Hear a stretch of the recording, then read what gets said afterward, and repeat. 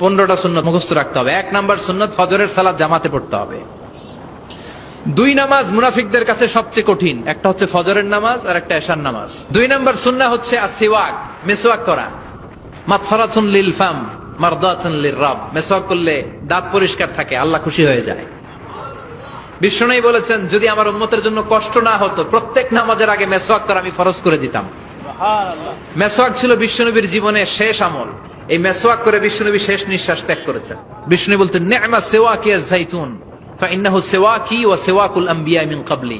জাইতুনের ডালের মেসওয়াক কতই না ভালো, কারণ এটা দিয়ে আমিও মেসওয়াক করি, আমার আগে সব নবীরাই জাইতুনের ডাল দিয়ে মেসওয়াক করেছে। সুবহানাল্লাহ। 3 নাম্বার হচ্ছে দুহুন, তেল মালিশ করবেন। বিশ্বনবী জাইতুনের তেল চুলে আর গায়ে দিতেন। বিশ্বনবী বলতেন ওয়াদাহিনু ফাইন্না ফিত তাদহিনি বারাকাত, তেল খাও, তেল দাও, তেল মালিশ করো, তেলের ভেতরে আল্লাহ বরকত ঢুকাইয়া দিছে। 4 নম্বরে আত্তিব, জুমার দিনে সুগন্ধি লাগিয়ে যাওয়া সুন্নাত।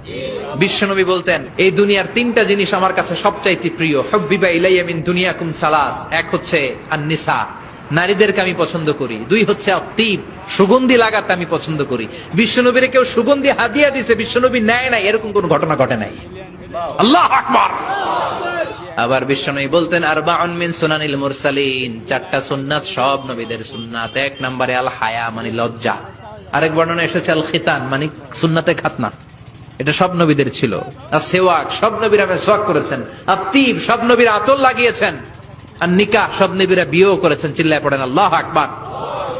আর লিবাস আহসানা সিয়াব, সুন্দর জামা পরা, নট নেসেসারি যে নতুন জামা হতে হবে, পুরাতন জামাও ধুয়ে আয়রন করে পরলে একটা সৌন্দর্য আছে না নাই? ইন্নাল্লাহা জামিল ওয়া ইউহিব্বুল জামাল, আল্লাহ নিজে সুন্দর, সৌন্দর্যকে আল্লাহ পছন্দ করেন। এরপরে ইকসারুস সালাহ আলান নবী, বিশ্বনবীর উপর বেশি বেশি দুরূদ পড়া। বিশ্বনবী বলতেন জুমার দিন শ্রেষ্ঠ দিন, এই দিন আমার উপর বেশি বেশি দুরূদ পড়ো। ফাইন্না সালাতাকুম মা'রুদাতুন আলাইয়া, কেননা তোমরা যে আমার উপর দুরূদ পড়ো, আমি মরে যাওয়ার পরে এই দুরূদ গুলো কে পাঠিয়েছে তার নাম, তার বাবার নাম সহ ফেরেশতারা আমার কবরে দিয়ে আসে। সাহাবারা বললেন ইয়া রাসূলুল্লাহ কাইফা সালাতুনা মা'রুদাতুন আলাই, আপনি মরে যাওয়ার পরে আমাদের দুরূদ কেমন করে আপনি দেখবেন? ওয়াকাদ আরিমতা, আপনি তো পচে গলে মাটির সাথে মিশে যাবেন। বিশ্বনবী বলেন ইন্নাল্লাহা হাররামা আলাল আরদি আন তাকুলা আজসাদাল আম্বিয়া, নবীদের লাশকে খেয়ে ফেলা, নবীদের লাশকে পচিয়ে ফেলা জমিনের সব মাটির জন্য আল্লাহ হারাম করে দিয়েছে।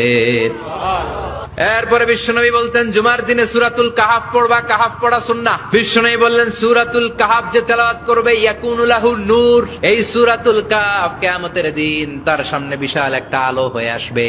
এই আলো দিয়ে পুলসিরাত পার হয়ে ওই বান্দা জান্নাতের ভেতরে ঢুকে যাবে। আবার বিশ্বনবী বলেন যারা সূরাতুল কাহাফের প্রথম 10 আয়াত তেলাওয়াত করবে জুমার দিন, শেষের 10 আয়াত যারা জুমার দিন তেলাওয়াত করবে, দাজ্জালের ফিতনা থেকে তাদেরকে মুক্ত রাখবে কে? এরপর আত-তাবকির ইলাল মসজিদ, মসজিদে আগে আগে যাওয়া সুন্নাত। আগে যিনি যাবে উনি কি পাবে?